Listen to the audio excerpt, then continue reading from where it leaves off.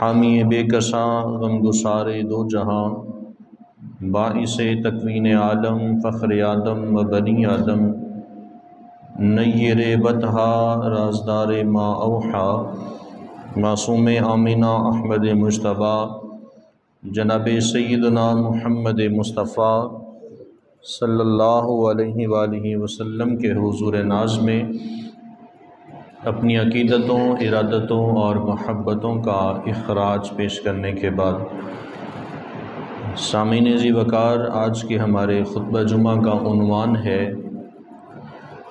تزیین سیئات، یعنی ایسی بری بیماریاں، برائیاں، امراض اور ایسے برے گناہ جو ہمارے معاشرے کے اندر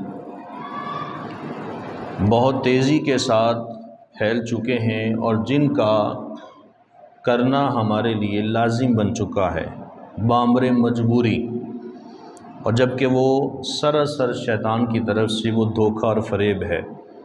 چند اعمال ہیں، چند باتیں ہیں جس پر آج ہم بات کریں گے۔ یوں تو بہت ساری ہیں، لیکن چند ایک آپ کے سامنے آج کے خطبہ جمعہ میں ہم اس پر بات کریں گے۔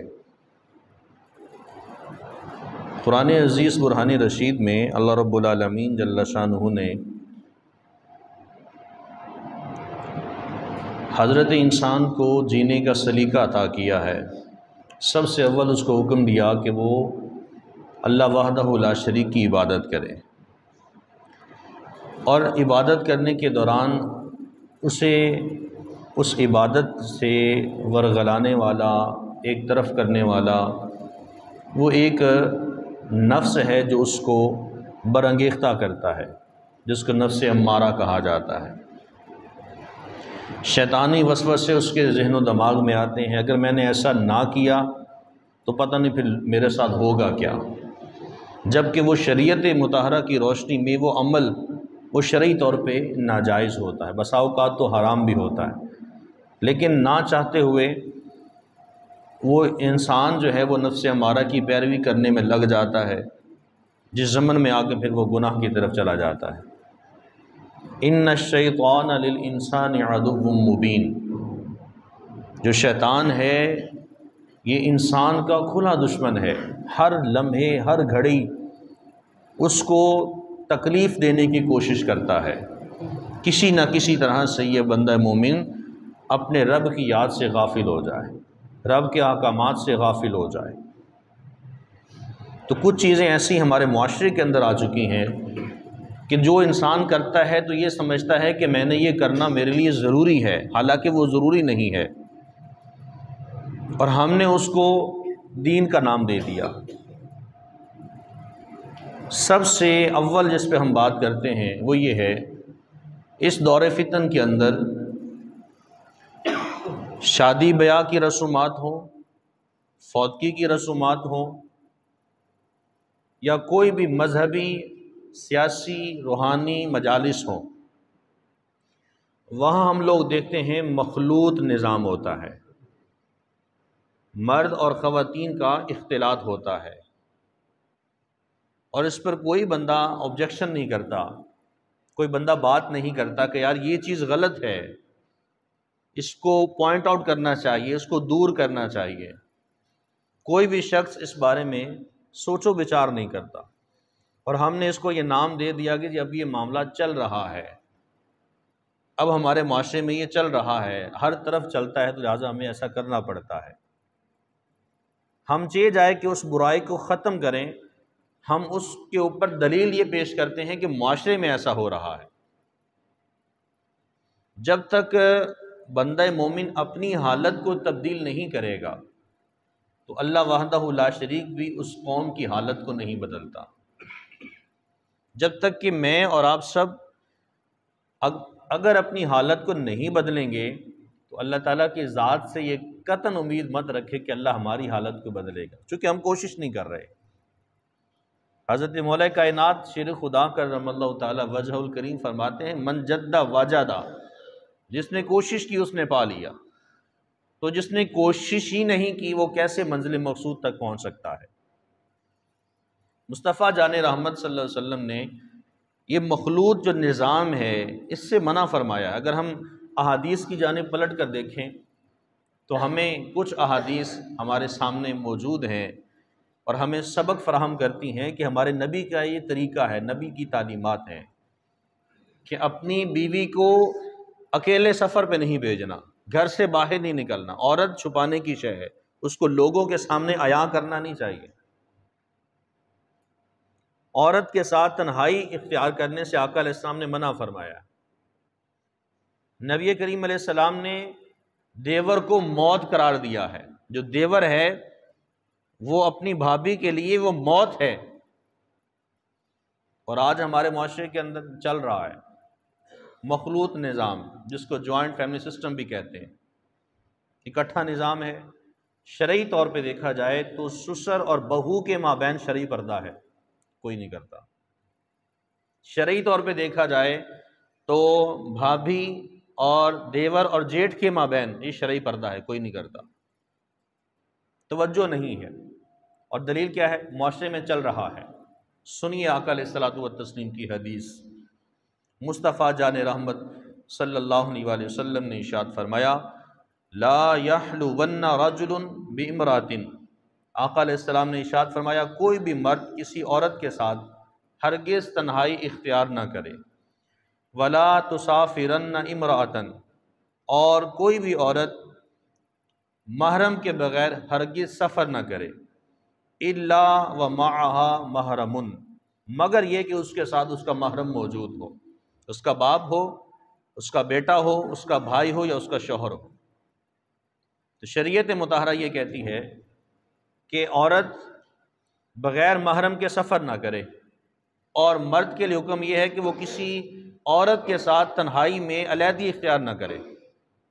جب آقا علیہ الصلوۃ والتسلیم نے یہ جملہ ارشاد فرمایا، حضور صحابہ کی تربیت فرما رہے تھے، تو ایک صحابی درمیان میں بیٹھے تھے، وہ عرض کرنے لگے، بندہ نواز، میرا نام فلاں غزوہ کے مجاہدین میں آیا ہے، یعنی میں نے جہاد کے لیے نکلنا ہے، اور میری جو اہلیہ ہیں وہ حج پہ جا چکی ہیں، میری اہلیہ حج پہ جا چکی ہیں۔ آپ ارشاد فرما رہے ہیں وَلَا تُسَافِرَنَّ بِامْرَأَةٍ، کوئی بھی عورت جو ہے الا ومعها محرم،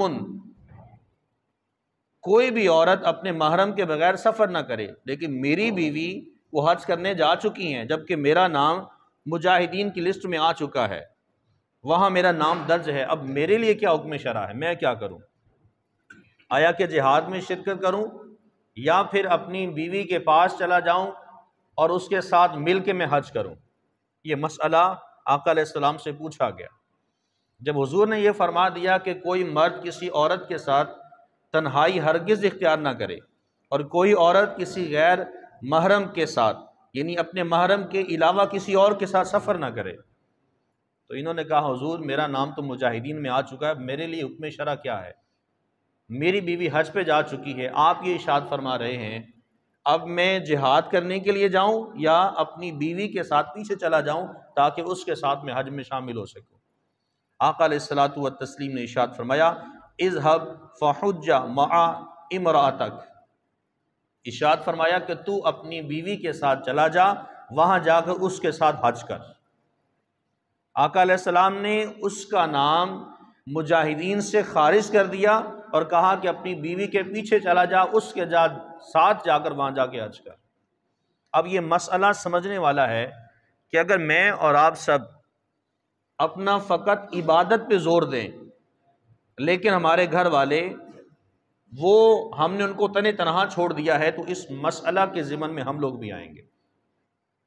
جب حضور نے ارشاد فرمایا کہ تو چلا جا اپنی بیوی کے ساتھ جا کر حج کر، وہ صحابی تھے، کوئی عام بندہ نہیں تھا، اور مسئلہ جس سے پوچھا گیا وہ بھی کوئی عام شخص نہیں تھا، بلکہ مسجد نبوی کا مفتی اعظم تھا، سب سے بڑے مفتی تھے، ان سے مسئلہ پوچھا گیا۔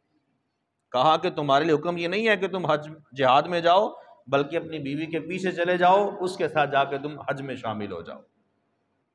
اس سے معلوم ہوا کہ جو مخلوط نظام ہے، اب چاہے وہ شادی بیاہ کی رسومات ہوں یا کوئی بھی ہوں، فوتگی کی رسومات جیسے آج ہمارے معاشرے میں چل رہا ہے، آج تو رسمیں کل خوانی کا پتہ بھی نہیں چلتا، ایک طرف کل خوانی ہو رہی ہو اور دوسری جانب بارات آنے کا وقت ہو تو پتہ نہیں چلتا کہ جانا کس حال میں ہے۔ یہ حالت بن چکی ہے، یعنی رسم کل خوانی اس کو اتنا ہم نے ڈیولپ کر دیا، وہ پتہ بھی نہیں چلتا کہ یہاں پہ بارات آنی ہے کہ کل خوانی ہونی ہے، یعنی اتنا ہم نے اہتمام کیا اس کے لیے، جبکہ فقط ایک وہ مستحب چیز تھی، دعائے مغفرت تھی۔ 40ویں کی رسومات ہماری لاکھوں روپیہ ہم لوگ اس پہ لگا رہے ہوتے، لاکھوں روپیہ۔ میری والدہ کا ختم چہلم ہے، میری زوجہ کا چہلم ہے، میرے بھائی کا چہلم ہے، ہم جی کھاتے پیتے لوگ ہیں، کھانا اچھا نہ دیا لوگ کیا کہیں گے؟ بھائی لوگوں کو دیکھتے ہوئے آپ نے لاکھوں روپیہ اڑا دیا، آپ وہی لاکھوں روپیہ کسی غریب مسکین اور یتیم کو دے دیتے، آپ کے بھائی کی مغفرت ہو جاتی۔ جن کے لیے آپ نے لاکھوں روپیہ لگا دیا وہی لوگ کھانے میں آ کے نقص نکال رہے ہیں، تم نے تو چہلم کا کھانا بھی اچھا نہ دیا۔ لوگ یہاں تک آ چکے ہیں، یعنی یہ چیزیں ہمارے معاشرے کے اندر اس قدر آ چکی ہیں کہ ہم سمجھتے ہیں یہ کرنا ضروری ہے، نہ کیا تو شاید مغفرت ہی نہیں ہوگی، اس کے بنا کوئی چارہ ہی نہیں ہوگا، جبکہ ایسا نہیں ہے۔ یہ فقط ایک شیطانی دھوکہ ہے جس میں میں اور آپ سب ڈوب چکے ہیں۔ شیطان ہمیں بار بار اس کی طرف ابھارتا ہے کرنے کو، ہم کیے جا رہے ہیں۔ دل میں ملال آتا ہے، والدہ کا انتقال ہوا ہے، میں نے اچھا کھانا نہ دیا تو لوگ کیا کہیں گے، اور پھر اس کے لیے ہم نے بڑا بڑا انتظام کر دیا۔ ہم نے یہ نہ سوچا کہ مرد و خواتین کے لیے الگ الگ انتظام ہوتا، ہم نے انٹرسٹ ایک رکھی، ہم نے آگے اس کے جو ہے نا وہ پورشن بنا دیے، اور یہ چیز ہمارے معاشرے کے اندر آ چکی ہے، چاہے مخلوق نظام تعلیمی کیوں نہیں ہے، اسکول، کالج، یونیورسٹی، ہر جگہ پہ بچے اور بچیاں اکٹھے تعلیم حاصل کر رہے ہیں۔ شریعت مطہرہ کا یہ حکم ہے، آقا علیہ السلام کا یہ فرمان ہے، کوئی مرد کسی عورت کے ساتھ تنہائی اختیار نہ کرے، اور ہم نے نظام تعلیم ہی ایسا بنا دیا کہ لڑکے لڑکیاں اکٹھے بیٹھ کے تعلیم حاصل کر رہے ہیں، اور پھر والدین بھی کہتے ہیں جی اب تو یہ معاملہ چل رہا ہے لہذا کرنا پڑے گا ایسے، جبکہ ایسا نہیں ہے۔ بہت سارے ایسے اسکول، بہت سارے کالج، بہت ساری یونیورسٹیز، بہت سارے ایسے مدارس میں تو ہوتا ہی ایسے الگ الگ کلاسز ہوتی ہیں، اسکول، کالج، یونیورسٹی، جو علوم عصریہ دنیاوی تعلیم کے مراکز ہیں وہ سارے اکٹھے، لیکن بہت سارے ایسے اسکول بھی ہیں جہاں فقط لڑکیوں کو تعلیم دی جاتی ہے۔ ہم کیوں اس کی طرف نہیں جا سکتے؟ لیکن ہماری زبان پر یہی ہے کہ اب یہ معاملہ چل رہا ہے معاشرے کے ساتھ، ہمیں چلنا پڑے گا۔ تو یہ حضور کی حدیث یاد رکھیے، آقا علیہ الصلوۃ والتسلیم نے فرمایا کہ تمہاری بیوی حج کرنے جا چکی ہے، تمہارے لیے حکم یہ ہے تم جہاد کو چھوڑ کر اپنی بیوی کے پیچھے چلے جاؤ اور اس کے ساتھ وہاں جا کر مناسک حج ادا کرو۔ بلکہ حضور نے یہ نہیں فرمایا کہ تم جہاد میں رہو، یہ اللہ کی عبادت ہے، کہا نہیں، تمہاری بیوی اکیلی ہے، تم اپنی بیوی کے ساتھ جا کر حج کرو۔ مصطفیٰ جان رحمت صلی اللہ علیہ وآلہ وسلم آپ کا یہ فرمان ہمیں بتلا رہا ہے کہ جو مخلوط نظام تعلیم ہے یا شادی بیاہ کی رسومات ہیں، فوتگی کی رسومات ہیں، یا کوئی بھی ایسی مجلس ہے جس میں عورت کا نہ ہونا ہی بہتر ہے، لیکن ہمارے معاشرے کے اندر اس قدر آ چکا ہے، شادی بیاہ پہ تو جو کچھ ہوتا ہے سو ہوتا ہے، فوتگی کے رسومات میں بھی ایسا ہو رہا ہے، کل خوانی ہے، چلیسما ہے، ششماہی ہے، سالانہ ہے، کوئی پردے کا انتظام نہیں ہے۔ آج کل تو ہم نے، جیسے میں پہلے میلاد مصطفیٰ کے موضوع پہ میں نے بات کی، ہم نے تو میلاد النبی صلی اللہ علیہ وسلم کو بھی ہم نے اس کے اندر لے لیا، بے پردگی، بے ہودگی، ٹھٹھا مذاق کیا جا رہا ہے، لڑکیوں کو تنگ کیا جا رہا ہے، لڑکیاں لڑکوں کو تنگ کر رہی ہیں، اور وہ کہاں ہو رہا ہے جی؟ میلاد شریف کے موضوع پر۔ اور پھر ہم اللہ تعالیٰ سے دعائیں مانگے باری تعالیٰ ہماری عبادات کو قبول کر لے، ہم بڑے عاشق رسول بندے ہماری عبادات کو قبول کر لے، کیسے ممکن ہے؟ نہیں ہو سکتا۔ یہ فقط شیطانی دھوکے ہیں جن میں ہم لوگ آ چکے ہیں اور ڈوبتے چلے جا رہے ہیں۔ جب تک کہ میں نے اور آپ نے اپنی اصلاح نہ کی، ہم قطعاً معاشرے کی اصلاح نہیں کر سکتے۔ تو یہ شیطانی دھوکہ ہے، ایک برائی ہے جو ہمارے معاشرے کے اندر تیزی کے ساتھ پھیل رہی ہے۔ اس کے بعد آگے چلتے ہیں، دکھاوے کے لیے کوئی عمل کرنا، یہ ایک شیطانی عمل ہے۔ کوئی بھی آپ کام کرنا چاہ رہے ہیں، آپ کے دل میں بات ہے کہ یار میں نے یہ کام نہ کیا تو پتہ کیسے چلے گا جی فلاں صاحب نے اتنا پیسہ خرچ کیا ہے؟ پتہ کیسے چلے گا؟ میری واہ واہ اور بلے بلے کیسے ہوگی؟ جب تک کہ یہ عمل میں نے لوگوں کے سامنے نہ بتایا کہ میں نے یہ کام کیا ہے۔ چہ جائے کہ آپ کے اپنے بیٹے کی شادی کیوں نہ ہو، آپ اس پہ بڑا اچھا کھانا بنائیں گے، آپ شرلیاں پٹاخے چھوڑیں گے، آپ ڈانسر حضرات کو بلا کر آپ ان سے ڈانس کروائیں گے، آپ لڑکیوں کو طائفہ کو بلا کر آپ ڈانس کروا رہے ہیں اور آپ کو لوگوں کو بتا رہے ہیں کہ میرے بیٹے کی شادی ہو رہی ہے، میرے بیٹے کی آج مہندی ہے، میرے بیٹے کی آج بارات ہے، یہ ولیمہ ہے۔ جب تک کہ اس کو اتنا واویلا نہ کیا جائے تو ہماری بلے بلے نہیں ہوگی۔ یوں ہی اگر اس معاملے کو پلٹ کر فوتگی کی رسومات کی جانب آ جائیں تو معاملہ پھر بھی یہی آتا ہے۔ میں نے اگر اچھا کھانا نہ دیا تو میرے بارے میں لوگ کیا کہیں گے؟ اس کی ماں کا انتقال ہوا، اس کو اتنا پیسہ تھا تو یہ کھانا اچھا دے سکتا تھا، دکھلاوے کے لیے، لوگوں کو بتانے کے لیے کہ میں نے یہ کام کیا ہے۔ کوئی بھی ایسا عمل جو دکھلاوے میں ہے، ریاکاری میں ہے، آقا علیہ الصلوۃ والتسلیم نے اس سے منع فرمایا۔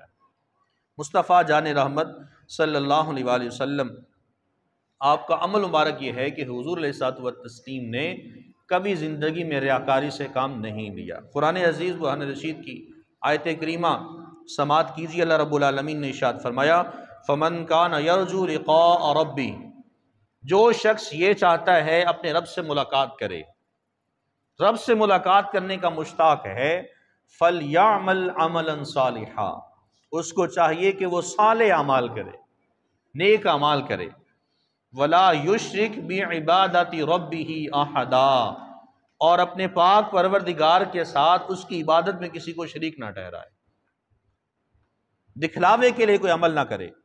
جو عبادت کرنا چاہ رہا ہے وہ فقط اللہ تعالیٰ کی عبادت ہو، جو عمل کرنا چاہ رہا ہے وہ فقط اللہ کی رضا کے لیے ہو، صدقہ و خیرات کرنا چاہ رہا ہے اللہ کی رضا کے لیے ہو، کسی کی مدد کرنا چاہ رہا ہے اللہ کی رضا کے لیے ہو، کسی کا غم سن رہا ہے اللہ کی رضا کے لیے ہو۔ ایسا نہ ہو کہ کسی کا دکھ غم سنا، بعد میں اس کو لوگوں کے سامنے بتانا شروع ہو گئے۔ یہ ہمارے معاشرے کی حقیقت ہے۔ ہمارے معاشرے کی حقیقت یہ ہے کہ لوگ پہلے رو رو کر آپ سے باتیں پوچھتے ہیں، آپ کے دل کی بات کو اگلا لیتے ہیں، آپ کی زبانوں سے ادا کروا لیتے ہیں، بعد میں پھر وہی آپ کی باتیں لوگوں کو ہنس ہنس کے بتا رہے ہوتے ہیں، آپ کی غربت کا تماشا بنا رہے ہوتے ہیں۔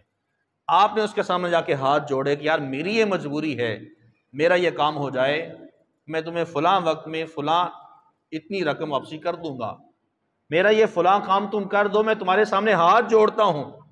روتا ہے، پیٹتا ہے، چلاتا ہے، اگلا بندہ سن رہا ہوتا ہے، اس کی مدد بھی کر دیتا ہے، لیکن جب کام ہو جاتا ہے پھر کسی مجلس میں بیٹھا ہوگا تو لوگوں کے سامنے بتا دے گا کہ میں نے فلاں جگہ پہ اس کے ساتھ یہ مدد کی تھی، دکھلاوے کے لیے، لوگوں کو بتانے کے لیے کہ میں نے یہ کام بھی کیا تھا۔ ذلت اور رسوائی اس بندے کے مقدر بن جاتی ہے۔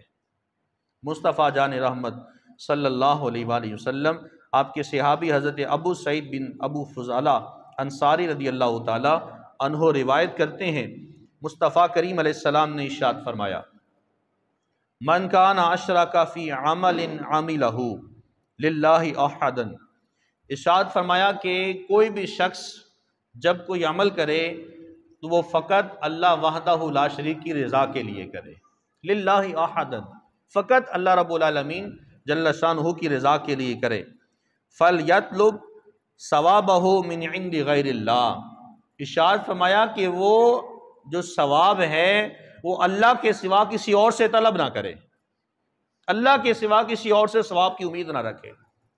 یہاں ثواب سے مراد داد ہے، عزت ہے، شہرت ہے، کہ اللہ کے سوا کسی اور سے اس چیز کی امید نہ رکھے کہ میں لوگوں سے میں بلے بلے وصول کر لوں، داد مل جائے، لوگ کہیں واہ کیا جناب ہے جناب، انہوں نے ایسا کام کر دیا کبھی زندگی میں کسی نے نہیں کیا تھا۔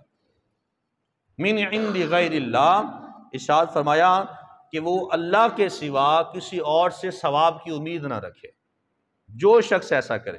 پھر آگے ارشاد فرمایا فإن اللہ اغنى الشرکاء عن الشرک، کیونکہ اللہ رب العالمین جل شانہ شرکیہ عمل سے بے نیاز ہے، اللہ تعالیٰ اس سے دور ہے اللہ تعالیٰ اس عمل کو قبول ہی نہیں کرتا ہے جس کے اندر اللہ وحدہ لا شریک کو شریک کے ساتھ کسی اور کو شریک ٹھہرایا جائے۔ عبادت تو اللہ تعالیٰ کی ہے۔ عبادت فقط یہ عبادت نہیں ہے کہ ہم 5 وقت اللہ کی بارگاہ میں حاضر ہوں، بلکہ اس کے ساتھ ساتھ آپ مخلوق خدا کی خدمت کرتے ہیں، یہ بھی عین عبادت ہے۔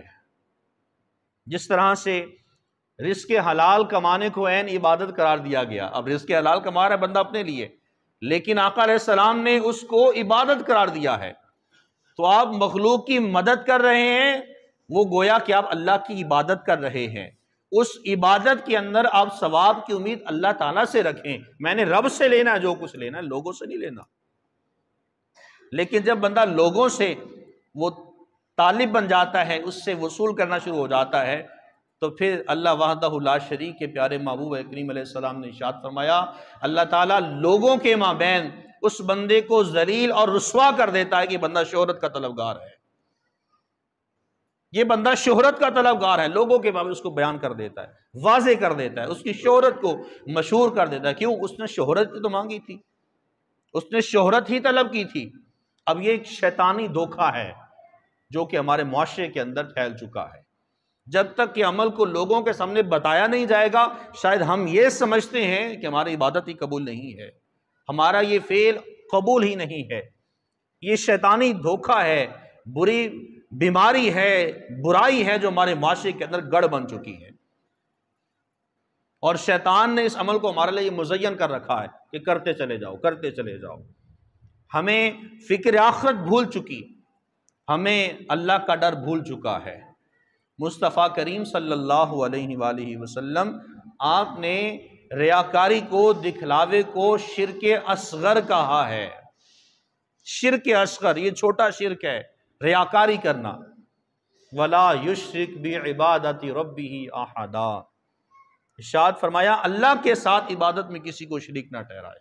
کوئی شخص عمل کر رہا ہے اللہ کی رضا کے لیے، اور لوگوں سے اس کا طالب نہ بنے کہ لوگ میرے بارے میں اچھا تاثر رکھیں، اچھی شہرت سے دور رہے۔ اگلی حدیث سماعت کیجئے۔ مصطفیٰ کریم صلی اللہ علیہ وآلہ وسلم نے ارشاد فرمایا، من سمع سمع اللہ بہ، ارشاد فرمایا کوئی شخص جو اس لیے عمل کرے کہ اس کی شہرت ہوگی یا لوگ سن کر اس کی تعریف کریں گے، جیسا آج ہمارے معاشرے کے اندر چلتا ہے، کوئی بھی شخص عمل کرتا ہے وہ اس لیے کرے کہ اس کی شہرت ہوگی، وہ بندہ مشہور ہو جائے گا، یا اس لیے کرے کہ لوگ سن کے اس کی تعریف کریں گے، سمع اللہ بہ، لوگ سن کر اس کی تعریف کریں گے، تو اللہ وحدہ لا شریک کے پیارے محبوب کریم علیہ السلام نے ارشاد فرمایا، اللہ وحدہ لا شریک اس بندہ مومن کو رسوا کرتے ہوئے مشہور کر دے گا کہ یہ بندہ شہرت کا طلبگار ہے، لوگوں میں اس کی یہ جو عزت ہے خاک میں ملا دے گا کہ یہ بندہ شہرت کا طلبگار ہے۔ کتنی بڑی نحوست ہے یہ، عمل کیا تھا اللہ کی رضا کے لیے، سارا کچھ ملیا میٹ ہو گیا، ختم ہو گیا، اور اللہ تعالیٰ سے ہم لوگ ثواب کی امید رکھ رہے ہوتے۔ پھر آگے ارشاد فرمایا وَمَن يُرَائِي يُرَائِي اللَّهُ بِهِ، ارشاد فرمایا جو کچھ لوگوں کے لیے عمل کرے اللہ وحدہ لا شریک، اللہ اس کے بارے میں دکھا دے گا کہ یہ شخص ریاکار ہے۔ لوگوں کو دکھانے کے لیے شہرت کا طالب بنا یا لوگوں کو دکھانے کے لیے کوئی عمل کیا، اللہ تعالیٰ لوگوں کے مابین پھیلا دے گا اس بات کو یہ بندہ ریاکار ہے۔ اور ایسا ہوتا ہے ہمارے معاشرے کے اندر، جب تک کہ ہم کسی کی مدد نہیں کر لیتے ہیں ہمارے اندر کا رانجہ راضی نہیں ہوتا۔ امام زین العابدین رضی اللہ تعالیٰ عنہ، خانوادہ رسول، مدینہ منورہ کے اندر 100 گھرانے تھے، رات کی تاریکی میں ان کے گھر میں ماہانہ راشن بھجوایا کرتے تھے، ان کو اخراجات دیا کرتے تھے۔ لوگوں کو نہیں علم معلوم تھا کہ رات کی تاریکی میں آ کر ہمارے گھروں میں راشن کون دیتا ہے، خرچے کون دیتا ہے۔ ایک طویل عرصے کے بعد جب راشن آنا بند ہوا تو مدینہ کے اندر معلوم ہو گیا کہ حضرت امام زین العابدین رضی اللہ تعالی عنہ کا وصال ہو چکا ہے، اور وہ رات کی تاریکی میں لوگوں کے گھروں میں آ کر راشن پہنچانے والی جو شخصیت تھی وہ خانوادہ رسول امام زین العابدین کی ذات گرامی تھی۔ طویل عرصہ تک لوگوں کی مدد کرتے رہے، لوگوں کو معلوم نہ ہوا کہ وہ کون تھا۔ جب راشن آنا بند ہوا پھر لوگوں کو جا کے پتہ چلا اچھا وہ خانواد رسول تھے، رات کی تاریکی میں آ کر ہماری مدد کر کے چلے گئے، دنیا سے بھی چلے گئے، لوگوں کو خبر نہ ہوگی۔ اسی لیے تو کہا جاتا ہے دائیں ہاتھ سے دیں، بائیں ہاتھ کو خبر نہ ہو کہ دائیں ہاتھ نے کہاں خرچ کیا ہے۔ اور جب ایسا ہوگا تو اللہ وحدہ لا شریک، وہ حدیث طیبہ بہت طویل ہے، اس کی ایک قسم یہ بیان کی گئی ہے اس شخص کے بارے میں، جب کوئی شخص ایسا کرے گا تو اللہ وحدہ لا شریک اسے اپنے عرش کا سایہ نصیب فرمائے گا۔ دائیں ہاتھ سے خرچ کیا، بائیں ہاتھ کو خبر ہی نہ ہوئی کہ دائیں ہاتھ نے کدھر دیا ہے۔ دکھلاوا نہ کریں، ریاکاری نہ کریں، شرک اصغر ہے، اور یہ شیطانی عمل ہے، ہمارے معاشرے کے اندر چل رہا ہے، اور ہم لوگ نہ چاہتے ہوئے بھی اس کے اندر آ چکے ہیں۔ جب تک لوگوں کے سامنے ہم لوگ عیاں نہیں کریں گے ہماری بلے بلے اور واہ واہ نہیں ہوگی۔ اب یہ ایسی برائی ہے جس کو شیطان نے ہمارے لیے مزین کر رکھا ہے، اور میاں کرو گے تو کامیاب ہوگے۔ شیطان بھی کہتا ہے کہ بھائی جان کرو گے تو پھر کامیابی ملے گی تانوں، پھر تہاڈی بلے بلے ہوئے گی، پھر تسی تہاڈے پوسٹر چلن گے، تسی یہ کام کرو گے تسی کامیاب ہو، تہاڈی بلے بلے تاں ہونی۔ شیطان ہمیں وہ ٹارچر کرتا ہے، وہ بتاتا ہے کہ یار یہ کام کرو، یہ کرنے کے کام ہے، لیکن جبکہ قرآن کہتا ہے وہ کام نہ کرو۔ وَلَا يُشْرِكْ بِعِبَادَةِ رَبِّهِ أَحَدًا، تو یہ شیطان نے اس عمل کو ہمارے لیے مزین کر رکھا ہے، جبکہ یہ شیطانی دھوکہ ہے جس میں میں اور آپ سب تیزی کے ساتھ ڈوبتے چلے جا رہے۔ اس کے بعد آگے چلتے ہیں۔ ایک سب سے بڑی برائی جو ہمارے معاشرے کے اندر ہے، جس کو شیطان نے ہمارے لیے مزین کر رکھا ہے کہ میاں کرو کوئی مسئلہ نہیں ہے، وہ ہے حلال اور حرام کی تمیز نہ کرنا۔ نہیں پرواہ یہ مال جو ہے یہ حلال کا ہے کہ حرام کا ہے، نہیں معلوم کہ یہ شے پاک ہے یا ناپاک ہے، اس کو قبول کیے جا رہے ہیں، اور پھر دلیل کیا دیتے ہیں؟ معاشرے میں چل رہا ہے۔ کسی بندے کو کہا جائے کہ یار میاں تم اتنا کماتے ہو، کہاں سے لے کے آتے ہو، اتنا حرام بھی کیا پیسہ کما لیتے ہو، لوگ بتاتے بھی ہیں میں اتنا فلاں سے لیتا ہوں، اتنا فلاں جگہ پہ لیتا ہوں، تو آگے سے وہ کہتے ہیں کہ میاں کیا کریں، بچوں کا پیٹ بھی تو پالنا ہے، بچوں کا پیٹ بھی پالنا ہے، گزارا بھی تو کرنا ہے، اخراجات کیسے پورے ہوں گے؟ بے جا دلیلیں جن کا نہ قرآن اور سنت میں کوئی وجود موجود ہے۔ یہ کیا دلیل ہے کہ لوگوں کا بچوں کا پیٹ پالنا ہے، اخراجات پورے نہیں ہوتے؟ اگر فقط رزق حلال ہی کماؤں گا تو بچوں کے خرچے کہاں سے پورے ہوں گے، بچوں کی تعلیم کہاں سے پوری ہوگی، اخراجات کہاں سے پورے کروں گا؟ اسی لیے میں حرام کماتا ہوں۔ لوگ دھڑلے سے بتا رہے ہوتے میں حرام کماتا ہوں، اور دلیل پیش کریں ہمارے معاشرے میں چل رہا ہے، جیسے رشوت ہے، سود ہے، ہم لوگ کہتے ہیں یہ چل رہا ہے معاشرے کے اندر، کرنا پڑتا ہے۔ میاں کیوں کرنا پڑتا ہے؟ کیوں کرنا پڑتا ہے؟ ایسے نہ کریں۔ کتنے ایسے لوگ آج بھی ہمارے معاشرے کے اندر موجود ہیں، روزی روٹی کماتے ہیں تھوڑی سی، ماہانہ نوکری کرتے ہیں، اسی کے اندر گزارا کر رہے ہیں، لیکن لقمہ حرام یہاں سے نیچے تک نہیں جانے دیتے۔ حلال کھاتے ہیں، تھوڑا کھا لیتے ہیں، لیکن ستھرا کھاتے ہیں۔ وہ کیا ہے کہ حرام کھا کھا کے ہم نے پیٹ اپنے بڑھا لیے، ہم نے کوٹھیاں بنا لی، بنگلے بنا لیے، ہم پتہ نہیں کیا کیا کرنا شروع ہو گئے حرام کی کمائی سے، اور ہم نے فرق ختم کر دیا کہ حلال کی کمائی کیا ہے اور حرام کی کمائی کیا ہے۔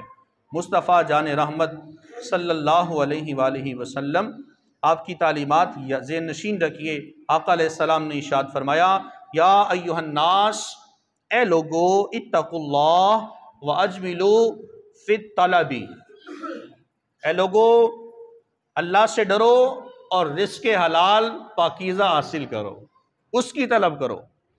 رزق حلال پاکیزہ طلب کرنا ہے، حرام کی طرف نہیں جانا۔ تھوڑا کھا لو، ستھرا کھا لو، لیکن حرام کے قریب نہیں جانا۔ اب ذرا سوچے تو صحیح، وہ مصطفیٰ کریم علیہ السلام کا معراج والا مہینہ، حضور معراج پہ تشریف لے کے گئے تو کچھ لوگوں کو دیکھا ان کے پیٹ بڑے بڑے ہیں، ان کے اندر سانپ چل رہے ہیں۔ آقا علیہ السلام نے جبریل سے پوچھا، جبریل بتائیے یہ کون لوگ ہیں، ان کے پیٹ بڑے بڑے، اندر سانپ چل رہے ہیں۔ آقا علیہ الصلوۃ والتسلیم آپ کے پوچھنے پہ جبریل نے جواب دیا، حضور یہ آپ کی امت کے وہ لوگ ہیں جو سود کھایا کرتے تھے۔ اب سوچے ذرا، کیا اللہ کی بارگاہ میں اور آپ سے جا کے منہ دکھائیں گے؟ کہاں بنایا بینک بیلنس، کوٹھیاں، جائیدادیں؟ آؤ جواب دو ادھر مجھے۔ پھر کیا بتائیں گے اللہ تعالیٰ کو؟ میں حرام کما کر آیا تھا، میں نے حرام کی کمائی سے میں نے یہ سارا کام کیا تھا۔ اور پھر یہ شیطانی دھوکہ، رشوت اور سود شیطانی دھوکہ بن چکا ہے ہمارے معاشرے کے اندر، جس کو آپ کہیں نا کہ یار یہ کام ایسے نہیں ہوگا، آپ اس کو چھوڑ دیں، رشوت دینا پڑے گی، یار کہتا نہیں کوئی گال نہیں، ہم چلتا ہے، دینا پڑے گا۔ بھئی کیوں چل رہا ہے؟ ہم نے چلایا نا، ہم نے آغاز کیا، ہم کیوں کریں وہ کام جس سے شریعت نے منع کیا ہے؟ مجھے ایک بندہ کہنے لگا آپ کی تنخواہ بہت کم ہے، تو آپ ایسا کریں آپ کوئی کاروبار شروع کر لیں، کوئی آن لائن کام شروع کر لیں۔ میں نے کہا میں اگر کام کرنا شروع کروں نا تو میں موبائل فون کے ذریعے سے دنوں میں کروڑوں پتی بن جاؤں، مجھے ایسے ٹرک کا پتہ ہے، لیکن کیا ہے جتنا میں مسجد کی خدمت کرتا ہوں، بچوں کو پڑھاتا ہوں، جتنا گزارا کرتا ہوں مجھے قبول ہے، میں حرام کی کمائی سے بچوں کی تربیت نہیں کر سکتا۔ میں کیوں اپنی آخرت کو خراب کروں، اپنے بچوں کی عاقبت کو خراب کروں؟ جتنی میری آمدنی ہے مجھے ملتی ہے، میں محنت کرتا ہوں، مزدوری کرتا ہوں، ملازم ہوں، میں کرتا ہوں کام، مجھے ملتا ہے، میں حرام کی طرف کیوں جاؤں؟ کیا ہم نے وہ صحابی کا قصہ نہیں سنا علماء سے؟ مصطفیٰ کریم صلی اللہ علیہ وسلم نماز فجر کے بعد ایک صحابی چلے جاتے اٹھ کر، جیسے آج ہمارے ہاں، ہماری تو کوئی وجہ ہی نہیں ہوتی نا، امام صاحب سلام پھیرتے اور دوڑ لگا دیتے ہیں، جہاں کوئی جوتا نہ اٹھا کے لے جائے ہمارا، دوڑ کر واپسی بس مسجد سے نکلنے کی کوشش کرتے ہیں، درس سننا تو دور کی بات ہے، دعا بھی نہیں مانگتے۔ تو ایک صحابی تھے، وہ روزانہ کی بنیاد پر فجر کی نماز ادا کرنے کے ساتھ ہی چلے جاتے۔ تو ایک صحابی نے آقا علیہ السلام کی بارگاہ میں عرض کی، باری تعالیٰ کہ پیارے محبوب، یہ ایک فلاں صحابی ہیں، تو ان کا مقدمہ آپ کی بارگاہ میں پیش کرنا ہے، کہ دعا نہیں مانگتے فوراً چلے جاتے ہیں۔ آقا علیہ الصلوۃ والتسلیم نے اگلے دن تمام صحابہ کے جن مخاطب ہوئے، فرمایا کون ہے وہ شخص جو دعا مانگے بغیر چلے جاتا ہے؟ وہ صحابی کھڑے ہو، حضور میں ہوں۔ کہا کیوں جاتے ہو؟ فرمانے لگے بندہ نواز، میرے گھر کے ساتھ ایک انصاری صحابی کا گھر ہے، اس کے گھر میں کھجور کا تنا آور درخت ہے، رات کو جب ٹھنڈی ہوائیں چلتی ہیں تو وہ ہوا کا جھونکا اتنا تیز آتا ہے کہ وہ کھجوروں کے جو گچھے ہوتے ہیں میرے گھر میں گر جاتے ہیں، میرے بچے سوئے ہوتے ہیں، بچوں کے اٹھنے سے قبل میں جلدی سے گھر پلٹ جاتا ہوں، وہ ساری کھجوریں اٹھا کر میں اس انصاری صحابی کے گھر میں پھینک آتا ہوں، کہیں نہ چاہتے ہوئے بھی میرے بچے لقمہ حرام اپنے حلق سے نیچے نہ اتار لیں۔ کیا تقویٰ اس صحابی کا! اور میں اور آپ سب سوچیں تو صحیح، گنے کی ٹرالی جا رہی ہوتا، گزر ہو رہا ہو، ذرا جو وہ بندہ کو جو بیٹھا ہے وہ ساتھ والے کو ہلا شیری دے گا، جا ذرا 2 گنے پھڑ کے لے آؤ۔ تو کہتے نا ہم لوگ، ہم اپنی تربیت خود بچوں کی خراب کر رہے ہیں۔ ایک وہ صحابی جنہوں نے صبح فجر کی نماز کے فوراً بعد چلے جاتے، کھجوریں اٹھا کے ان کے گھر میں پھینک آتے، کہیں لقمہ حرام میرے بچوں کے حلق سے نیچے نہ اتر جائے، اور ایک میں اور آپ سب بچوں کو حرام کھلائے جا رہے ہیں، خود بھی کھا رہے ہیں، بچوں کو بھی کھلا رہے ہیں۔ تو مجھے بتائیے یہ شیطانی دھوکہ نہیں تو کیا ہے؟ لوگوں کے اندر کیا کیا چیزیں ہم لوگوں نے پیدا کر دی، ان چیزوں سے ہمیں بچنے کی ضرورت ہے۔ اس کے بعد آخری بات جو شیطانی دھوکہ ہمارے معاشرے کے اندر بڑی تیزی کے ساتھ چل رہا ہے، وہ ہے جی رسم و رواج کی پابندی۔ نہیں کریں گے تو لوگ کیا کہیں گے؟ میں نے مہندی نہ کی تو لوگ کیا کہیں گے؟ میں نے بارات پہ ڈھول نہ بجایا تو لوگ کیا کہیں گے؟ میں نے بارات پہ کنجریوں کو نہ بلایا لوگ کیا کہیں گے؟ میں نے بیٹے کی مہندی پہ کنجریوں کو بلا کر پیسے نہ لوٹائے تو لوگ کیا کہیں گے؟ میں نے اگر بیٹے کا ولیمہ اچھا نہ کیا تو لوگ کیا کہیں گے؟ میں نے اگر بیٹی کی ولادت پر میں نے اگر مٹھائی تقسیم کر دی لوگ کیا کہیں گے؟ میں نے اگر یہ فلاں کام کر لیا لوگ کیا کہیں گے؟ میں نے اگر داڑھی رکھ لی لوگ کیا کہیں گے؟ میں اگر نماز پڑھنا شروع ہو گیا لوگ کیا کہیں گے؟ پہلے تو کبھی مسجد میں تجھے دیکھا نہیں تھا، آج تو نماز کا پابند بن گیا۔ پہلے کبھی تجھے دیکھا نہیں تھا کہ تو حج عمرے کے لیے جا رہا ہے، آج تیرے پاس پیسہ آ گیا، لوگ کیا کہیں گے؟ لوگ کیا کہیں گے؟ اس جملے نے ہماری زندگی کو تباہ کر دیا ہے۔